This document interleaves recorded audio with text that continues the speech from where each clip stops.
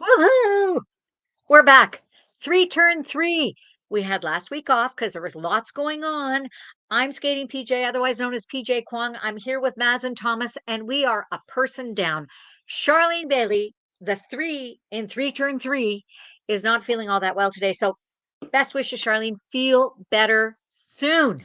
Feel better. How was your week off, Maz? It was really good. Thanks, sweetheart. How are you doing? You look great. Thank you very much. Well, you know what? This is going to be a fantastic show. We're going to bookend it with Worlds, the Worlds in Saitama, Japan that just happened, as well as the Worlds that are coming up this coming weekend, where I am going to Lake Placid, the World Synchronized Skating Championships. And then, of course, there were the Provincial Championships held last weekend in Stratford, Ontario. And last but not least, our skater in residence for Skate Ontario. We're talking about Fiona Bombardier, bronze medalist at the women's championship. It was fantastic. Okay, so I guess I want to know Worlds in Saitama. What did you think, Mazin? And as always, by the way, to our audience, questions, comments, whatever you want to get in, we'd love to hear from you. So just put them in the chat window below and we'll get to as many as possible. Okay, Worlds, Mazin. Okay, well, let's start at the top. Let's start at the top with Piper and Paul earning a bronze medal at Worlds. Do you know what? Two amazing skates for them. Like, so happy for them. Skate Ontario proud, Canadian proud. Good for them. I watched them and I had a sense of comfort. I had a sense of just relaxation and just getting myself into their programs that they just did so well. Piper and Paul, congratulations. Bronze medal at World Figure Skating Championships. How amazing is that for them? I think so too. You know what was the other event that was kind of interesting to me was the pairs event. What did you think? Okay, well, first of all, let's get into the fact that we had two teams representing Skate Ontario, Leah and Trent, and Brooke and Ben. And honestly and truly, they did themselves proud. They did Skate Ontario proud. They did Canada proud, honestly and truly. For both of those teams, it was their first time at the World Championships. And boy, oh boy, they had great skates. In fact, if I'm not mistaken, I think they actually had season best scores as well, PB scores going into Yep, this event yep. or at this event. So they were just phenomenal. To talk about both of them first, Brooke and Ben, they did both of their programs so well with such confidence going into their first world championships. I'm so proud for them. I'm proud for their entire coaching team. And you know what? Just an amazing job for the two of them. And Leah and Trent, what more can I say? But you know what? Watch out, world, because they are on their trajectory and the sky is the limit for the two of them. That's for sure.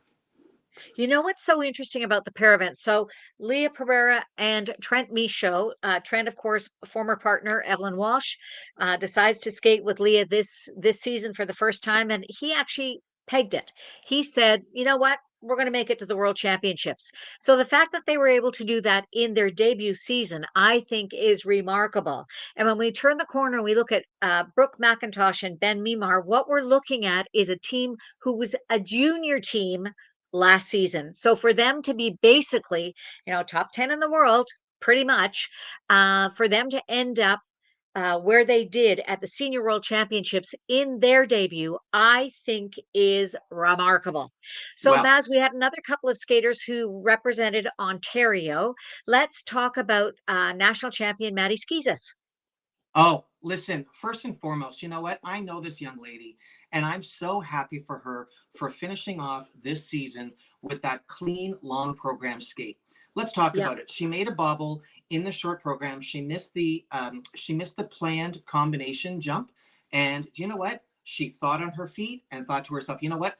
I'm not going to let any of this go. Came back with a beautiful triple triple combo in the short program. Did her very best, with what was going on, came back with the free program, decided to go to last year's, Madam Butterfly free program because she realized, you know what, I'm feeling a little bit more comfortable with this program than the West Side Story program that hasn't necessarily, kind of worked out for her this season. And what does she do, Peach?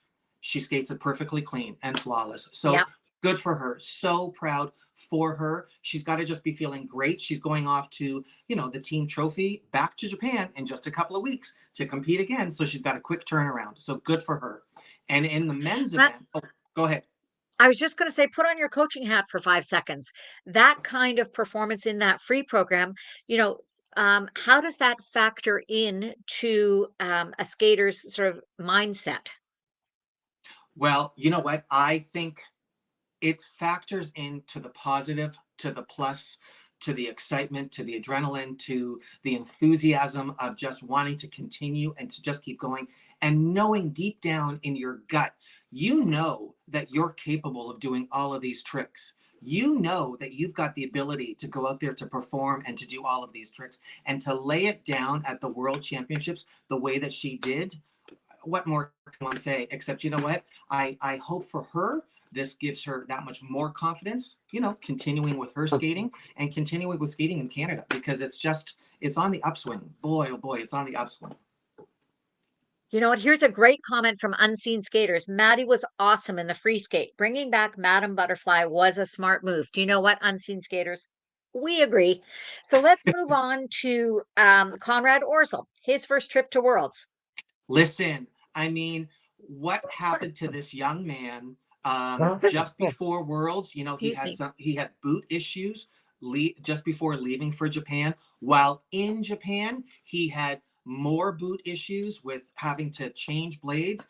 And I'm not sure if a lot of people noticed, but when he competed his short program, his blades were actually two different colors, which makes you think, okay, there's two different blades out there on that ice. And what does the guy go and do? He does a beautiful quad double combination and a beautiful triple axel. He makes a bobble going into his isolated quad jump. But you know what? Nonetheless, great effort, great job with everything that he had to kind of persevere at his first Worlds. And I think it's just going to just make him stronger. What do you think? I think I think so too. So congratulations to all the athletes who've come from Ontario. We are Skate Ontario proud of you, that's for sure. Do you know who else we're Skate Ontario proud of? Fiona Bombardier. We're going to be talking to her in just a few minutes, but I want to make sure that we talk a little bit about the Skate Ontario Provincial Championships that happened in Stratford this past weekend. If you were there, you may have seen me running around, talking to people, videos, photos. Go to our Facebook page, and I think that we have an album put up there. I think we do. And you can relive all of the content that we had. Also, our Instagram feed, um, even on Twitter. It would be a whole lot of fun. So, congratulations to the 914 athletes. Can you imagine? Who qualified for the Skate Ontario Provincial Championships in 54 events. Mazin, you've been to provincials before. What does that event mean to the skaters? Do you know what? That's their pinnacle. I mean, where some competitive skaters, work towards competing at the national championships, for a province the size of Ontario, honestly and truly, that's those kids' national championships. That's what they're working so hard to get to qualify for, and to, hopefully, fingers crossed, have the skate of their life. So good for them, good for their coaches, good for their families. Thank you, Stratford, for hosting. So that's Yeah, great. they did a great job. They did a great job. And there was synchro, there was women's singles, men's singles, pairs, and dance. It was a very busy weekend. So, congratulations to everybody. Just before we move on, I want to remind everybody that the World Synchronized Skating Championships are coming up this coming weekend. What do you mean? Like one more sleep and it happens. I'm going to Lake Placid. So I'm going to send a couple of pictures to my pal Harpreet of things that I see. I am so excited to be sitting in the Nexus section. That's where my friend bought our tickets. So it's going to be a whole lot of fun and it's going to be fantastic. So, defending champions, Les Supreme, also of Canada. Nexus has 2 world titles to its credit. So it's going to be a fantastic weekend of skating. I cannot wait. You know what else I can't wait for, Mazin? Get ready. Fiona Bombardier. Yes, Anything you you know want to what? talk about?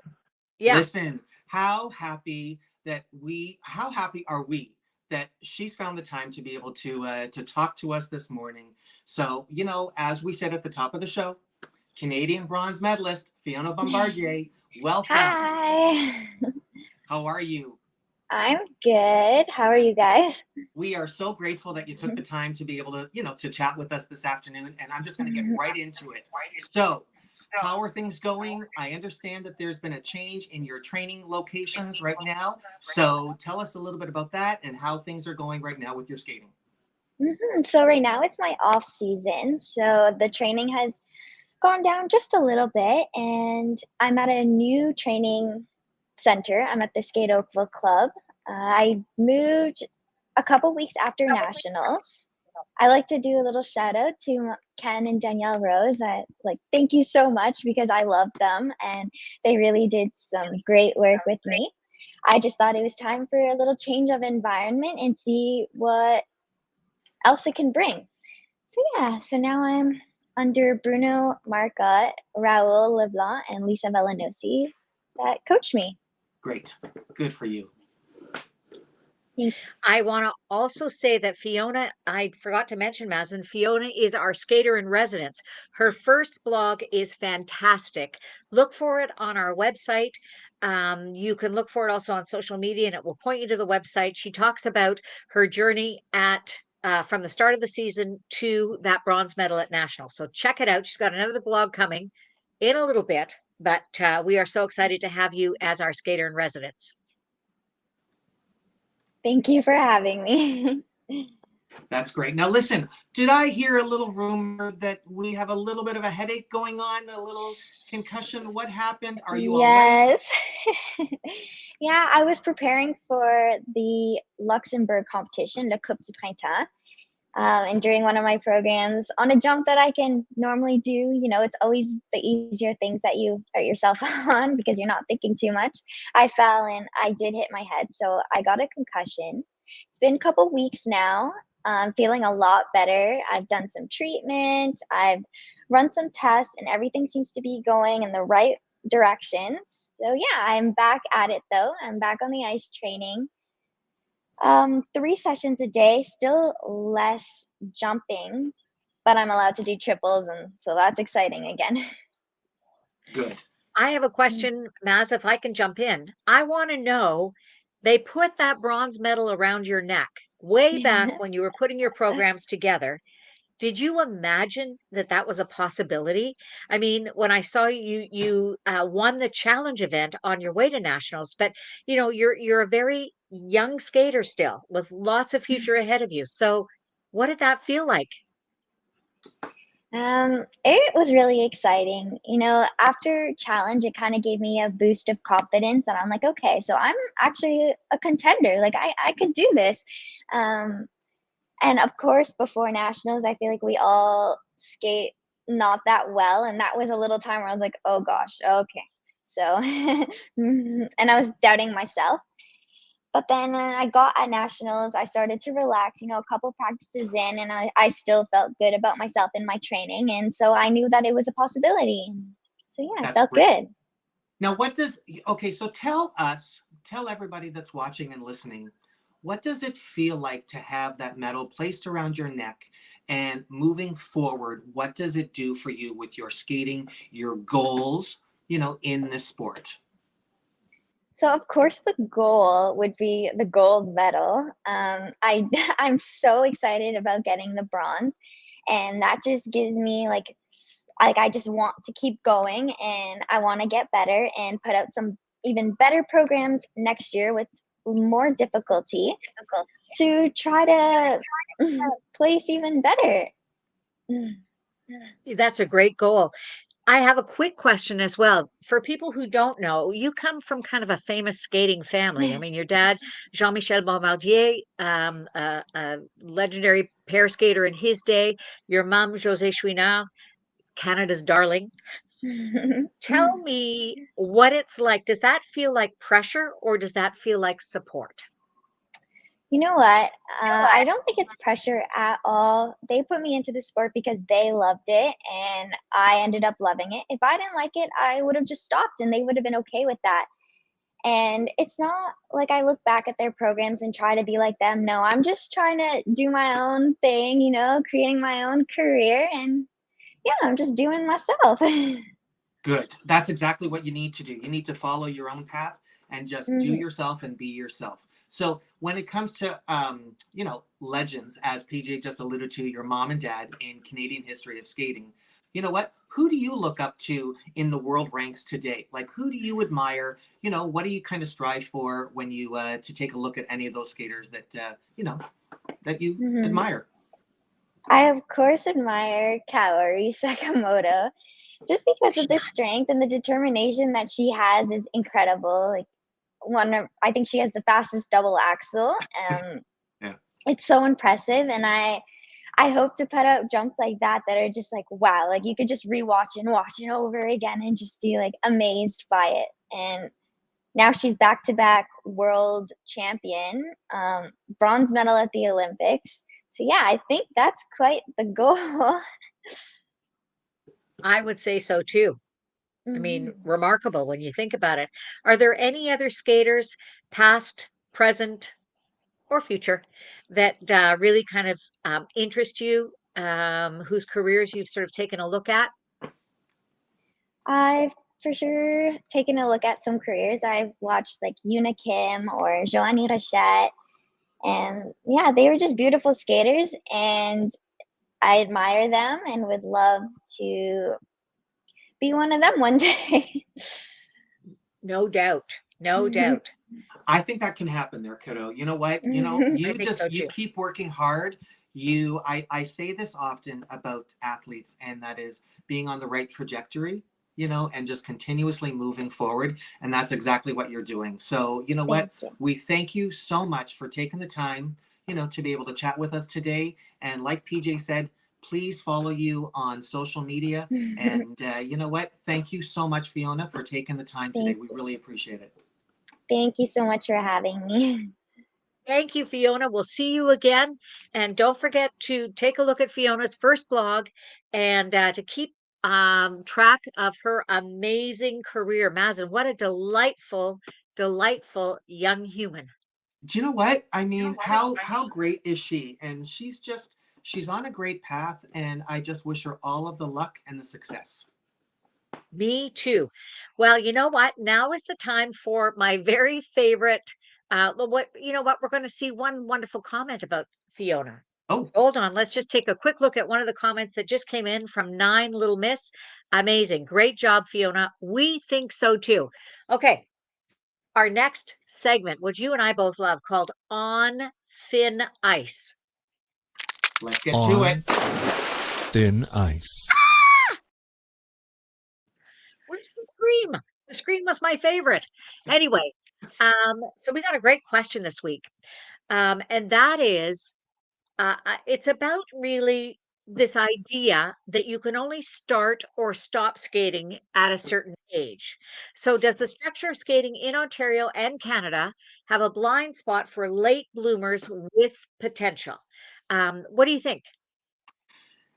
This question can open up a can of worms, and it can really become quite emotional, because I think what happens in our sport, along with some other sports, is that very often, let's just discuss the ladies' event, first of all, in our sport, that you hope and you pray that these young athletes can achieve triples. And like what we've seen from Russia, for instance, these young athletes doing quads pre-puberty, so I just feel like what happens to those skaters that are late bloomers that end up becoming that much stronger, um, and they might not necessarily achieve those double or triple tricks quickly in their skating career, but once they do, boy oh boy are they ever strong. And in Canada, and in Ontario, we can actually talk about a couple ladies like that we all know. One is who has just recently retired from competitive skating, Michelle Long. Michelle Long was, for all intents and purposes, a late bloomer in skating. Another young skater, from just a few years ago back to like 2006, earning a spot towards the Olympics back then, was Leslie Hawker, who as well Yeah. was a a late bloomer in skating. So I just don't like how some will count out a person if they haven't achieved something athletically by a certain age. And I feel very badly about that, because I just think to myself, that's not right. That's just not right on so many different levels. I think that, the science is interesting because the science, tells us part of the story for sure. And, like, even if I wanted to be on America's Next Top Models, I don't have the body type for it. So you got to sort of have science factor into some of this. That's for sure. And that's what, the long-term development plans are all about. But what it can't account for is heart and desire. When I think about it, I think Emmanuel Sandhu told me he didn't start skating until he was like 12, and reached the top of the skating heap, certainly artistically and with some brilliant programs along the way. So I think that there needs to be some allowance, as you said, for those skaters who are late bloomers, who for whatever reason didn't come to the sport at the time that would be optimum, because I think optimum, is science based for sure, and all of those guidelines need to be sort of looked at and factored into the conversation. But I really believe, like you, it can't be the only thing. I have these conversations, have had with Debbie Wilkes, Olympic medalist, world silver medalist, pair skater. She's tall. Okay, by regular human standards, not really tall, but by standards for pairs, very tall, like 5'8", 5'9", which was considered very tall back in the day. She always says when she gives speeches, nobody told her that she wasn't perfectly suited to pairs. So I think that, you see a kid get on the ice and you see that they have passion for the sport, and they work hard, and, they develop good technique. They've had good coaching and all of those things. I think that we need to not be so quick to write people off. What do you think, Maz? Absolutely. And I think on top of that, you just mentioned Deb, okay, Wilksey. So I Yep. think what's so interesting is that it doesn't necessarily work the same way for the men, because, Yeah. the men trying to do those triples and quads, they need to have their body almost, fully developed and gone through puberty in order for them to have that strength to be able to do those elements. And I think that it's almost like an unfair and unjust, rationale to think that if a young lady hasn't necessarily achieved those tricks per se in skating at by a certain age, that we then count them out. But then you take a look, for instance, let's just talk into the one discipline that we haven't mentioned yet about this, and that's ice dancing. And in ice Yeah. dancing, you want those kids, to be a little bit more aware, a little bit more mature, a little bit have a better understanding as to what does the blues dance actually signify. What does the Starlight Waltz want you to try to feel? The Viennese Waltz. That they need that life lesson behind them, and they need that life maturity behind them. To be able to really fulfill what's expected of them on the ice. What do you think? Well, you know what? I agree with you 100%, maturity and ice dance. Although I have to say, I saw some very, very sweet younger ice dancers Oh, at Provincials, and they provincials. were just so much fun to watch, honestly. But I think that, as I said, we have to adopt a balanced approach in everything that we do in the sport, from making the sport accessible, from making the sport diverse, from making the sport safe. I mean, there are all kinds of things that have to be addressed. And you also can't be sure of the kinds of physical challenges that any one skater is going to have, from growth spurts. Very often, the boys, as they're transitioning from boys to men, they just, have this enormous growth spurt, and it throws balance off. For young women, it's the same. So, not to mention possible injuries. So, I just think we have to be patient. We have to, be aware of the science, but we also have to really help develop and nurture the athletes with their own desires. You know, I always used to say to my skaters when I was coaching, it's not up to me to decide how far you're going to go. It's kind of up to, you know, whatever, the heavens to figure it out, but also it's determined partly by your own work ethic. So, work ethic, I think, is a big one. I agree. I agree. And on that note, you know what? Mic drop to that. This has been another On Thin Ice for Skate Ontario. We're always so happy to have you join us for this particular segment. We try and talk about, we try and address a topical notion, topical question each week. If you have a suggestion, just reach out to us on social media. We're always willing and interested in the topics that you'd like to hear us address. Okay, Maz, it's that time of day. And that is to talk about our social media. We want everybody to make sure that you follow us on our Twitter, Instagram, Facebook, YouTube, and TikTok. And just make sure that you connect with us. We really love hearing from you. We're going to have another 3-turn-3 episode next week. Charlene, we're pulling for you. It's just not the same without you. Final words from you, Maz.